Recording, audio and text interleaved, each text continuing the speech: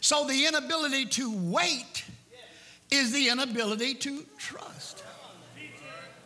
And this is why impatience flies in the face of God. Because impatience seems like a lack of trust. And God is saying, can't you trust me? If I said I was going to deliver you, I'm going to deliver you.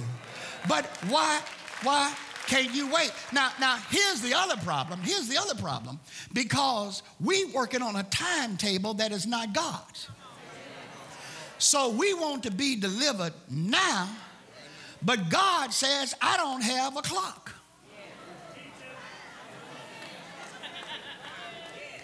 God delivers on time all the time. Yes, he does. But let's recognize the problem. The problem is he's not delivering on our time. When we think we need to be delivered, when we think the bill has to be paid, when we think that something has to be done, it's our time when we know we want to be healed right now. But let me give you some theological insight. God never fails.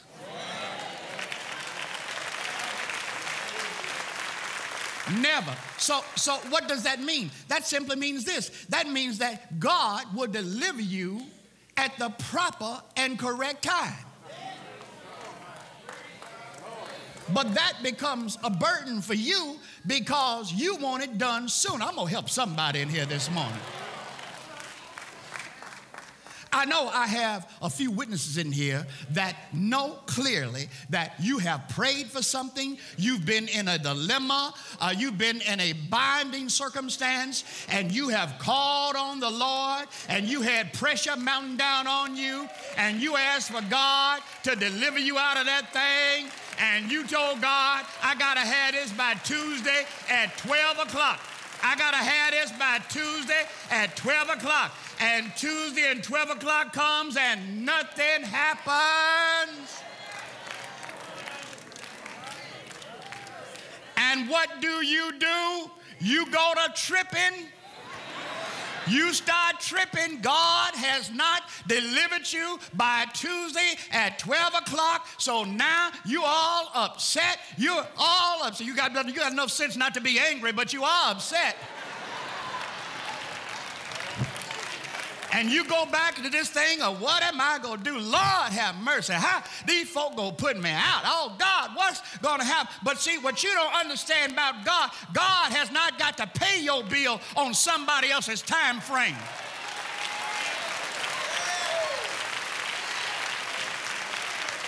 God will let something fester. Oh, Jesus. I said God will let something fester, sit there almost rotting, where it gets so bad you're looking around and you're saying, Lord, what are you doing? It's worsening this thing. Look at this woman. It's getting worse and worse and worse. 12 years, no healing. God, something's got to give right here. I can't take it much longer. Lord, reach out, touch me right now. I can't take another day. And it festers and festers on. And you every day, come on, I need a witness. Every day you get to the point where you think you've met your limit. Can I get a witness in here? Can I get a witness in here? You think you met your limit, then guess what? You could take more than you thought you could take. Oh, maybe I need a witness that'll admit that you thought you was just going to die. I just need somebody to tell the truth this morning that you thought you weren't going to make it another day. Cried yourself to sleep at night, thinking God had forsaken you. Yes, you did. And I know I'm a pastor. I know I'm the set man of this house. I know I'm apostolically anointed, but I too. Yes, sir, I'll admit it. I too have sometime wondered, my God, why hast thou forsaken? Wait a minute, somebody else said that. Wait a minute, whoa. Somebody else said that. Hanging on a cross one Friday. So long hanging there, and even his flesh, so I know my flesh can cry out. So don't be hard on yourself just because you broke down every night. Don't be so hard on yourself just because you find out your faith not as strong as you thought it was. Stop being so hard on yourself.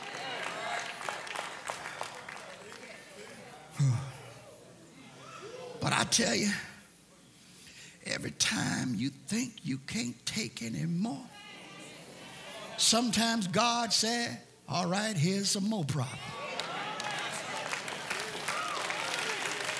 Oh my God, some of you younger folk, you ain't gonna get this, I'm sorry.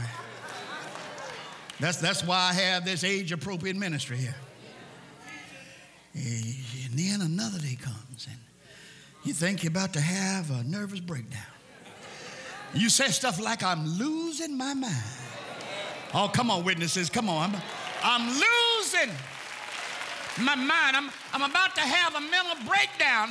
They're going to have me in a rubber room bouncing on the walls in a little while.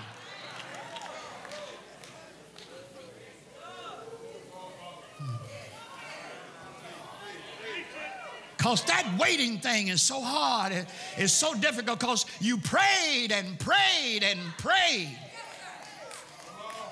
But then you do something uncommon, something uncharacteristic that's even actually against your nature. You do something that is so theologically profound, but you don't really understand what you're doing when you do it. You do something that's so metaphysically announced that you don't really grasp what happens when you do it. What happens is you get to the point where you have suffered so much till you get to the point and you say, let it go.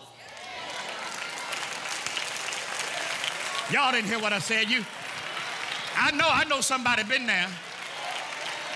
You get to the point and you say, if they gonna put me out the house, put me out the house.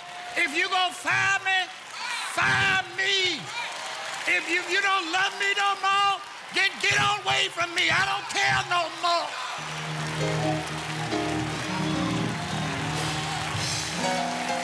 Hey! Your soul is just crying out, but you don't understand theologically what's happening down inside you. When you start saying stuff like, I don't care about it no more, take the car. Take the car. Come get this old raggedy car. Ain't no count anyhow. Come pick up your raggedy car. Stop calling me on the telephone. I ain't got no money to pay you.